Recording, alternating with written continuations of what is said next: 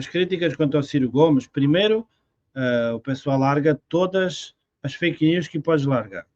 Todas. A gente já conhece todas. Depois, quando isso já não funciona, então é dizer assim, mas o Ciro é relevante, o Ciro tem 3%, teve 3%, o Ciro não vai, perde sempre. Pronto. Depois, quando isso não desmove o fervor de quem apoia o Ciro Gomes, então depois, não, mas se o Ciro fosse eleito, ele não conseguia fazer nada. Né? No mínimo é má vontade. Hein? É incrível, é impressionante o discurso, né? Todo santo dia, seja qual for o canal cirista que está passando as coisas, as propostas do Ciro, seja onde for que a gente esteja, né? Você vê sempre o mesmo tipo de argumentação. São estas 3 tipos de argumentação: fake news, irrelevância ou então não dá para fazer. É incrível. Todos vocês sabem que é assim. A gente podia até criar aqui uma checklist, né? Hoje, qual que vai ser o discurso que vai aparecer, né? Como você falou, fake news, as coisas que inventam do Ciro e tal, e do PND e tudo mais. Aliás, putz, nesse podcast Três Irmãos, haja paciência. Você tava lá no chat, né, Rui? Você tava lá, eu também comentei algumas coisas, mas pelo amor de Deus, olha, todas essas apareciam. Fake news, o que você falou mesmo? Fake news. Depois era porque ele era insignificante. Perdeu, teve 3%, ninguém, Ciro já morreu. A gente vê nas pesquisas o quanto ele está morto, né? A gente vê, né? Está mortíssimo, né? E se for eleito, que não vai fazer se for eleito, não dá, essa proposta não presta, não sei o quê. Eu só pergunto assim, quanto às primeiras, é só, claro, que a fake news é sentimento lógico, né? Óbvio, né? Todas elas, né? É um absurdo. Né? Depois, quanto à questão dele ser irrelevante, a gente já contestou isso. A gente até tem aqui um corte em que se vê que o Ciro Gomes teve mais views no seu comentário do que a declaração do Lula ao país. Portanto, veja bem, é tão irrelevante assim. Né? E depois, a questão de não dá para fazer, primeiro, experimentem. Porque o presidente que vocês têm eleitos, Bolsonaro e Lula, nunca tentaram nada que preste, são os covardes. Né? Mas depois é assim, qual é que é a alternativa, então? Qual é que é o projeto? A gente está sempre dizendo que o projeto do Ciro Gomes é o melhor. Eu tenho que discordar. O projeto do Ciro Gomes é o único. Não é o melhor, é o único. Porque esses políticos são tão ruins, esses partidos são tão ruins, que eles não têm nem coragem de fazer um projeto coerente de país. Nada. Para onde é que o Brasil vai? Para onde é que tem que ir? Qual a estratégia? Quais os passos que têm que ser dados? Onde é que está isso? Onde é que está? O único que eu conheço, enfim, né, é um pouco caricato, é aquele agora no partido de missão do MBL, né? Que eles fizeram lá uma coisa lá, meio assim, meio mal amanhada, mas pronto, mas fizeram, né? Ao menos a gente tem que respeitar isso, né? Mas o resto, cara, o PT, o PL, qual é o projeto, cara? Qual é o projeto? Para onde é que eles querem levar o Brasil? Onde é que querem que o Brasil se situe no mundo, na conjuntura internacional? Querem que o Brasil continue sendo um produtor de matérias-primas? Ou querem transformar o Brasil num segmento de mercado de produtos transformados? Querem que o Brasil seja produtor, especialista em determinadas coisas? Sei lá, cara, não sei. Me digam o que vocês querem fazer. Ninguém sabe. É só, não, a gente faz o que dá para fazer, a gente está aqui só seguindo as ordens dos mestres imperialistas. Caraca, mano. Que pobreza. E antes de prosseguirem com esse vídeo, curtam e compartilhem esse corte e venham participar conosco todos os domingos às 19 horas da nossa live Conexão Progressista. Participe conosco do bate-papo ao vivo, torne-se membros e vamos levar o PND para as pessoas que querem um Brasil melhor. Mas é isso, né? Vamos voltar aqui no vídeo do Tamir. Mas é isso, né? As pessoas hoje não têm mais, ou melhor, não se está se permitindo mais as pessoas e nós mesmos, e a gente às vezes fica contaminado, né, pelo pessimismo, né? Não se está se permitindo as pessoas sonharem, né? Sonhar com realmente um país realmente pujante, um país de futuro, um país reindustrializado, com emprego para todos, né, com economia em franco crescimento, né? E por isso ficamos lá na década de 80. Na década de 80, isso ainda existia. Havia, né, aquela esperança, estamos saindo de um período de ditadura, estamos redemocratizando o país, e de fato fizemos uma excelente Constituição. Eu posso dizer isso como advogado, como professor de direito constitucional, como constitucionalistas, né, como constitucionalista acima de tudo. Sempre tenho ela aqui ao nosso lado, né? A nossa Constituição. Quem não lê a Constituição tem, eu acho que nem brasileiro nem cidadão é. A gente tem que conhecer a nossa Constituição. Mas é claro que só o papel, né, somente as intenções, as boas intenções inscritas num documento, num papel, numa lei suprema, não adianta. Isso tem que ir para a prática. Nós temos que criar as condições para que o nosso país, a nossa sociedade, os indivíduos possam se desenvolver, né? E eu sei que os liberais, né, eles gostam muito dessa ideia de um livre mercado, né, de um Estado não tão presente, né, porque valorizam a questão da liberdade. A liberdade está na Constituição, né? Só que, ao mesmo tempo, o Estado ele precisa promover, ele precisa criar condições, ele precisa criar políticas públicas para que nós, como indivíduos, possamos nos desenvolver e irmos em busca dos nossos interesses, né? Mas eu acho que... Agora precisa de projeto. Sem projeto, é o que nós falamos aqui, não adianta. Sem projetos reais de construção, o que acontece? O contrário disso, destruição, em franca marcha, como sempre a gente vê por aí, né? E avanço do liberalismo. Em lado nenhum no PND, em lado nenhum nas falas do Ciro Gomes, em lado nenhum das campanhas que ele fez até agora, eu ouvi o Ciro Gomes dizer que é contra o mercado, que defende a inexistência de mercado, que defende nacionalizar as empresas todas, que defende acabar com o empresariado. Nada disso. Aliás, se o empresariado fosse inteligente, né, que eu acho que é muito preguiçoso, muito habituado, fica muito confortável com a situação do atual, sem pensar no futuro, até o futuro a curto prazo, né? Veria que esse modelo de viver de rentismo, em lado nenhum, dura para sempre. Chega uma hora que quebra, e esse momento está perto, né? E então, o Ciro Gomes oferece um projeto que tem uma aposta grande na industrialização. Eles deviam estar apostando agora nisso. Eles deviam estar mudando rapidamente, que isso aqui vai acabar. Mas eles são tão picaretas, que preferem manter o sistema até mesmo ao momento que quebra. É nesse ponto. Nossa. E é isso. Vai chegar num ponto que vai estourar, mas vamos lá, vamos sonhar, vamos continuar tendo essa esperança. É por isso que a gente está aqui também. Eu acho que o nosso canal ele existe, assim como todos os outros, né? Estamos em busca do nosso espaço, né? Em tentar trazer reflexão para as pessoas, né? Sobretudo sob o ponto de vista do PND, justamente porque a gente também, no mínimo, minimamente, a gente tem essa esperança, um sonho de ver ainda o país sendo bem governado, bem gerido, né? E você já notou lutar. Você já notou aqui no chat, nós estamos com uma presença feminina impressionante. Pô, como sempre. Como sempre, quem gosta dessa presença é a Maiara, inclusive, que ela fica monitorando aí. A Maiara é nossa monitora aí, ela fica de olho nas presenças. Mas é isso aí, vamos lá. Profissão que vá pagar bem, arrumar um emprego que vá pagar bem, que você seja produtivo, coisa do tipo, e aí... No Brasil inteiro você tinha essas condições? Eu acho que, pela minha... Como eu posso dizer? Eu acho que mesmo que você não tinha condição, eu acho que a capacidade de sonhar ainda tinha. Porque o que eu acho que acontecia nessa época é o seguinte, da percepção que é da época que eu vivi, realmente, eu vivi. Não é que você conseguiria, mas você tinha um sonho assim, se eu trabalhar, eu consigo. Você tinha perspectiva. Se eu trabalhar, eu vou conseguir pagar um carrinho, alguma coisa, eu vou conseguir comprar uma casa um dia trabalhando. Hoje, esse sonho não existe mais. O cara fala assim, não adianta eu trabalhar, porque eu não vou ter nada. Nem o sonho de trabalho, sabe? Você pensar assim, por que você está trabalhando? Porque eu tenho um objetivo, que é exatamente o que você falou. Nessa época, as pessoas acreditavam que com o trabalho, talvez fosse possível. Sim. E isso já não é a realidade mais. A galera que trabalha pensando assim, eu tô trabalhando por nada, que eu nunca vou ter nada. Mas será que o que a gente está fazendo aqui não é uma crítica ao capitalismo? A gente não está criticando uma máquina de moer pessoas e cada vez mais...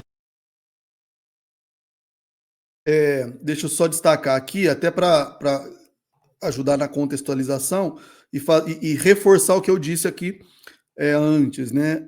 Anteriormente. O senhor José Figueiredo, ele disse aqui: desculpe, professor, mas na década de 80 era completamente diferente de hoje. Trabalhei em algumas grandes empresas e tidas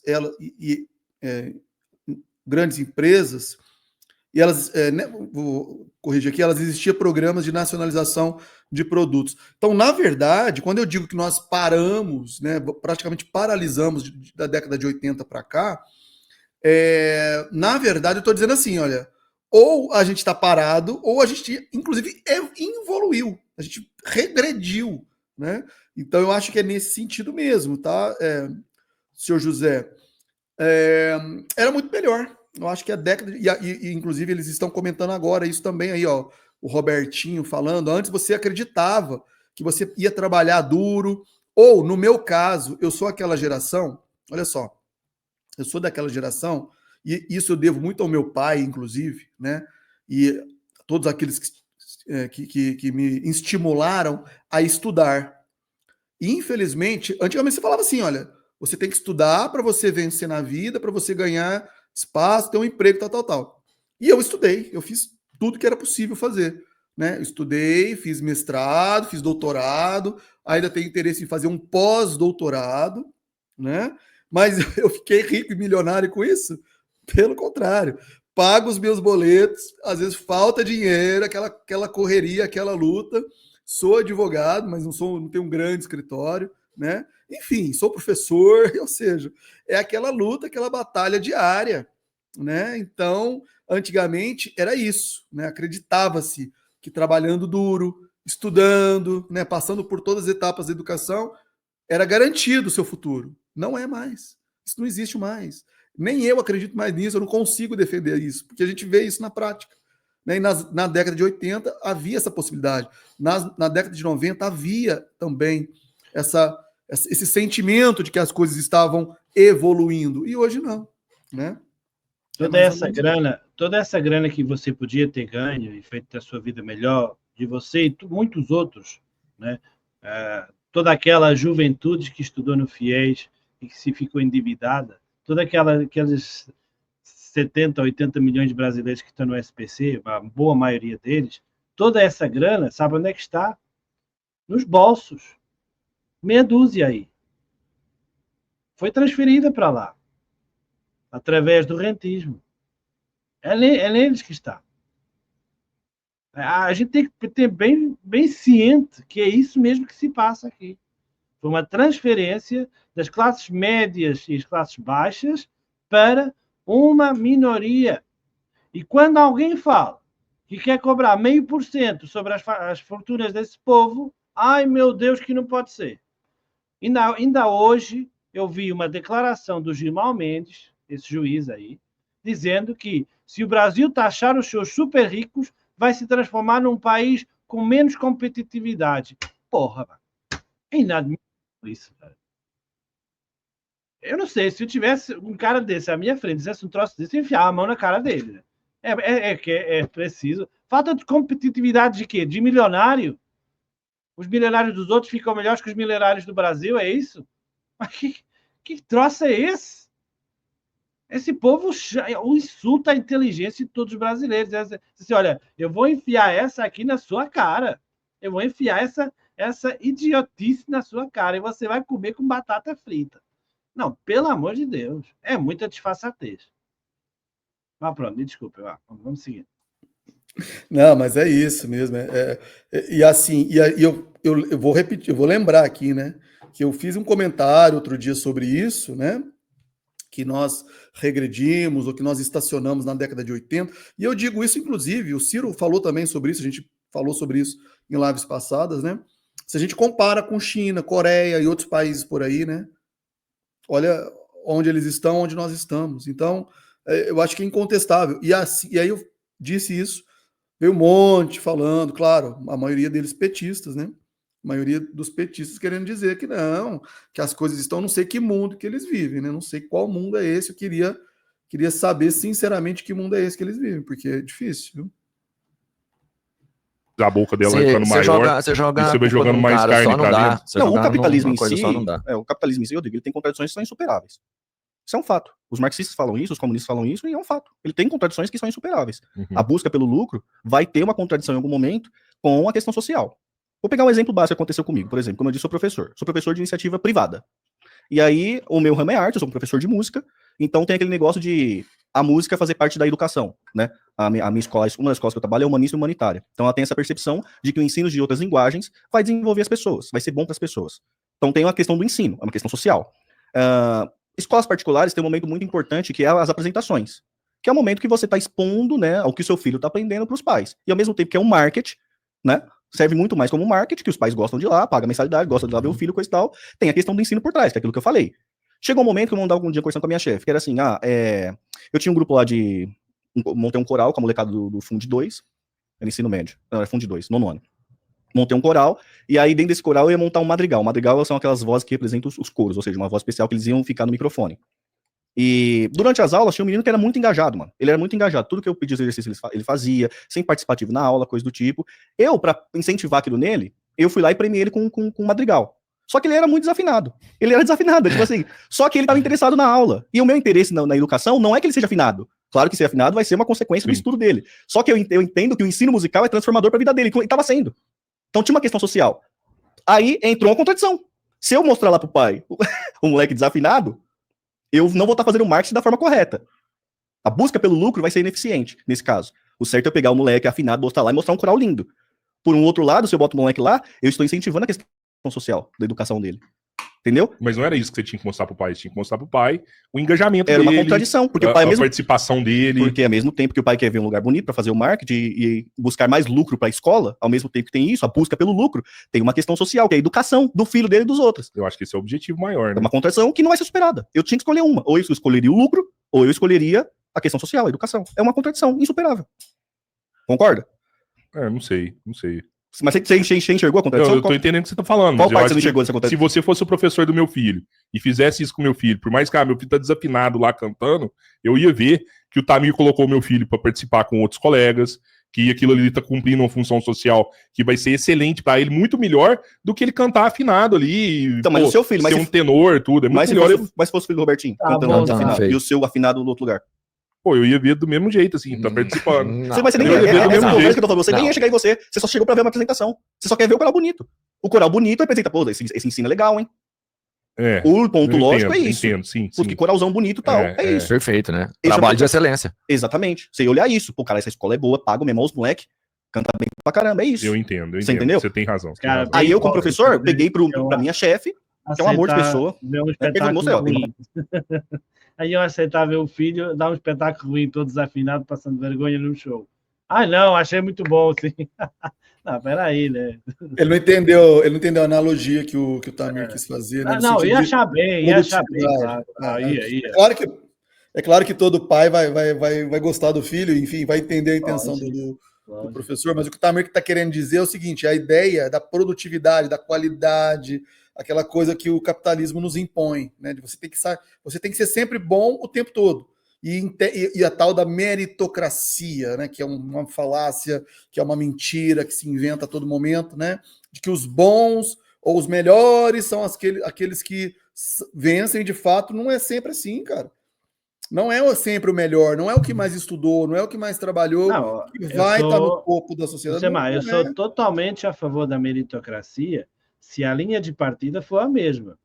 Agora, se o povo parte de linhas diferentes, como é que a gente vai analisar essa meritocracia, né? O cara lá da favela tem que ser um gênio e passar no vestibular, ao invés de alunos que estudaram toda a vida no colégio particular, dos melhores professores, é suposto, isso é um fenômeno, cara. Isso é um milagre que não acontece, né? Exatamente. E como Tamir, eu fui professor também. Só que eu fui professor de universidade, né? Ensino superior. E eu dei aula em faculdades, dessas faculdades, digamos, mais de mercado, né? Vamos dizer assim, né? Onde quem consegue entrar, quem consegue chegar, são aqueles que não passam por um vestibular muito rigoroso e que, enfim, querem estudar, vão lá e pagam a mensalidade de uma faculdade particular.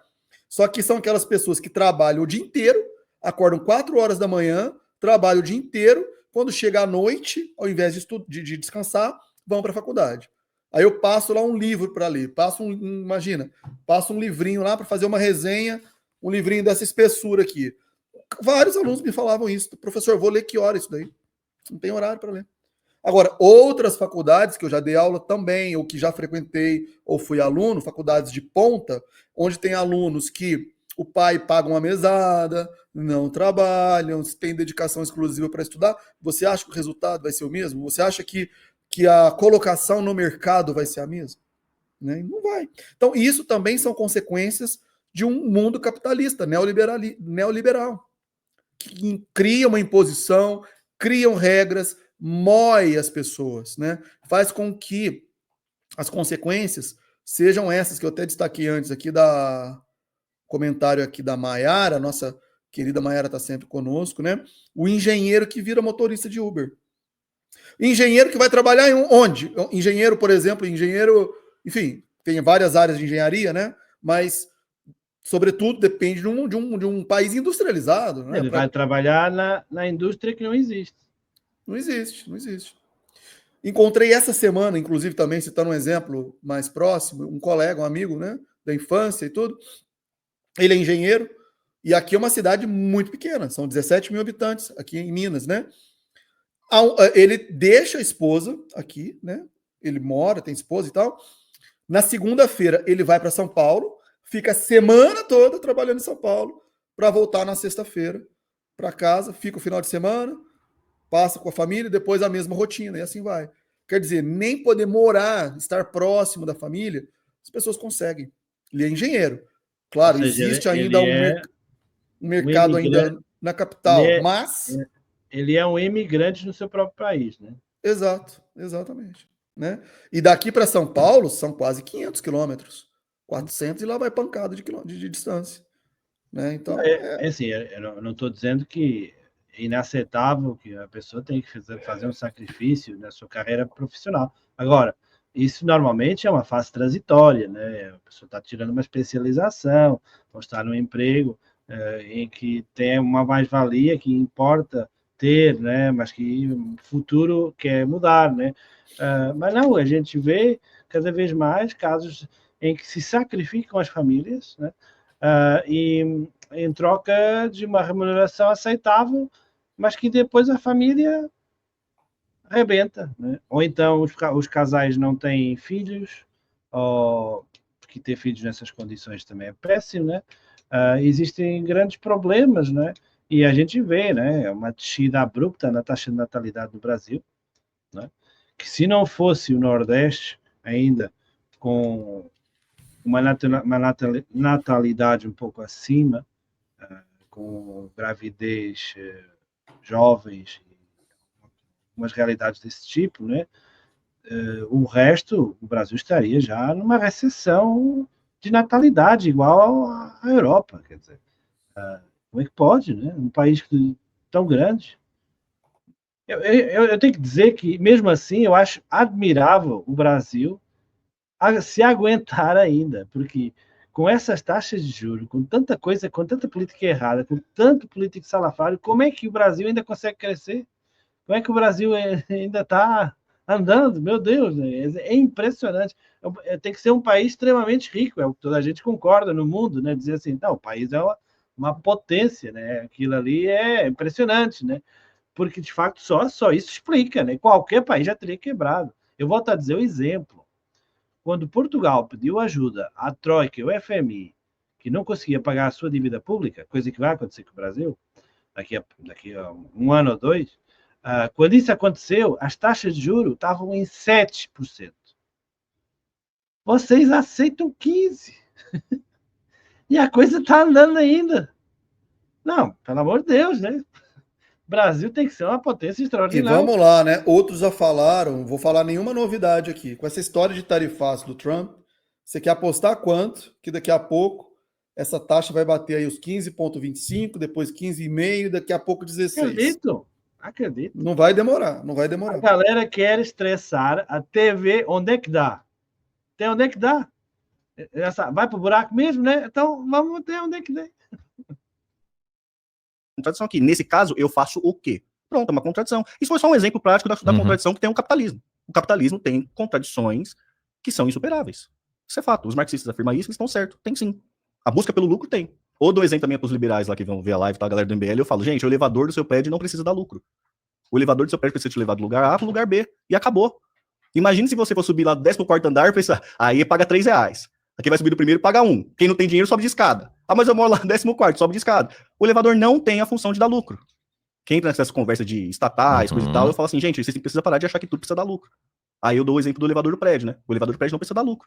Todo mundo contribui um pouquinho, faz manutenção dele, porque ele precisa levar todo mundo lá. Ele tem uma função social dentro do prédio. Uhum. Então, assim, existe a contradição dentro do capitalismo. Agora, que é o que a gente tava... O Tamir, ele traz uns bons exemplos, né, cara, do dia a dia. Todo mundo entende, né, cara? Todo mundo entende, é isso aí, velho. Quem mora em condomínio, quem mora em prédio de condomínio, eu morei muitos anos, é porque não para um minutinho para pensar nessas coisas óbvias, né? Como se organiza uma sociedade. Todo mundo paga lá o seu condomínio, claro que muitos reclamam, pô, o condomínio tem que pagar e tal. Só que se você vê onde está sendo aplicado o seu dinheiro, né? E aí, claro, é óbvio que tem problemas, né? Tem síndico que desvia o dinheiro, pratica corrupção, porque, querendo ou não, o governo é um espelho da sociedade, né? Mas se você está lá, você participou da assembleia, você participa do seu condomínio, você está lá, você sabe o que está sendo discutido, você fiscaliza os balanços que são apresentados todos os meses. Se você faz isso, seu prédio funciona.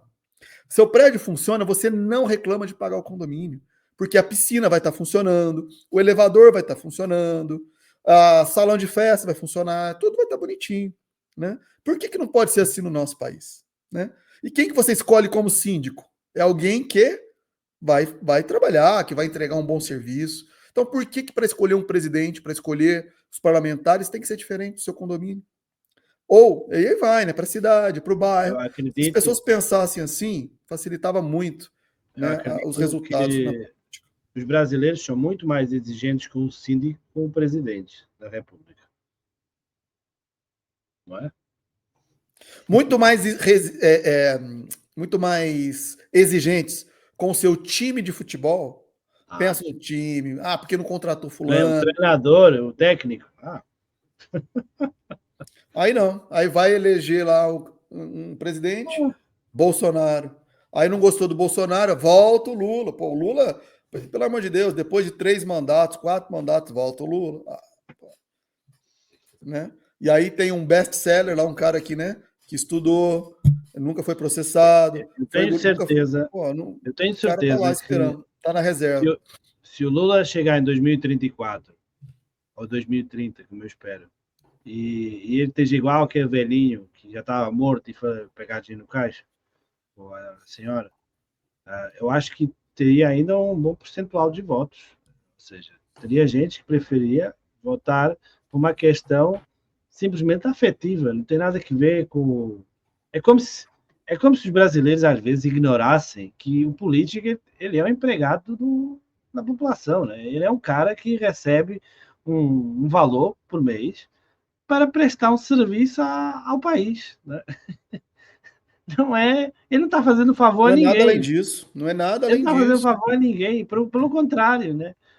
Mas o povo se esquece, então vota por razões que não tem nada a ver com a proposta, não tem nada a ver com o projeto, não tem nada a ver até nem com o passado dele, né? É simplesmente porque você gosta do cara, gosta da cara dele, ou vai com... Não sei, cara, não sei. Há razões profundamente emocionais, afetivas, e não tem lógica nenhuma você decidir um cargo de presidente por uma questão afetiva.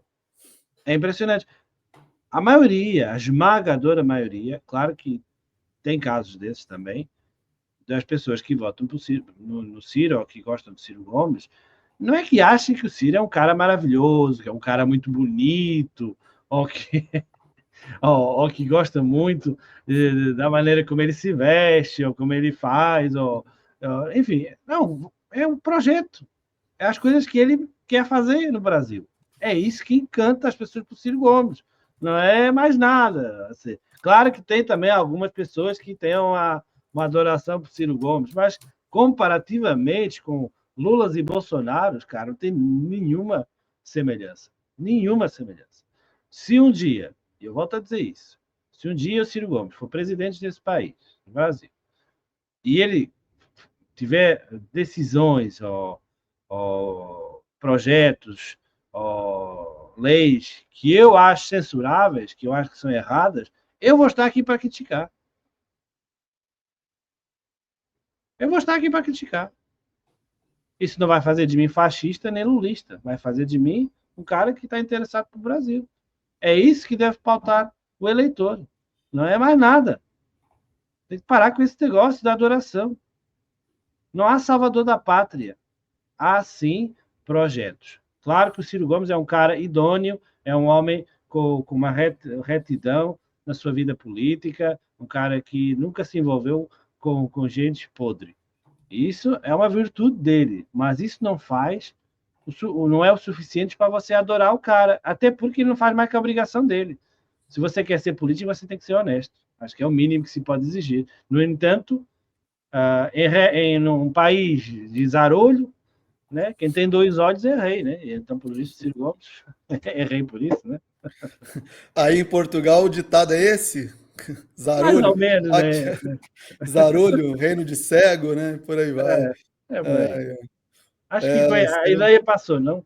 a ideia é essa. Grande Davi, seja bem-vindo aí, Davi. Salve. Salve os demais também, todos que estão conosco aí pela live. Sejam sempre muito bem-vindos. Estamos quase chegando nos 9K, hein, Rui? Será que a gente fecha hoje? A Adriana acha que o Ciro é lindo, ó, tá vendo? Ah, Ciro é lindo, adoro o calvo, Adriana. Não faz do meu tipo, não faz do meu tipo. Eu gosto mais de mulheres. Tá, então. Vão ter aí é que tá. Vão ter aqueles que gostam, vão ter aqueles que odeiam. É irrelevante isso, irrelevante. Ninguém tá procurando o Ciro para um par romântico, né? Para fazer um par, um casamento, nada disso. Simplesmente é para dar condições ao nosso país de crescimento, de reindustrialização, né, de enfrentamento a essa política neoliberal, que é o que vem destruindo o nosso país, pelo menos, no mínimo, aí, nos últimos 30 anos, no mínimo. Porque, vamos lá, né, ditadura, governo militar, aquela coisa toda, por mais que houvesse um intervencionismo e houvesse uma força do Estado, também a questão, né, de se privilegiar certos grupos financeiros e tudo mais, nesse momento, era praticado na ditadura, né?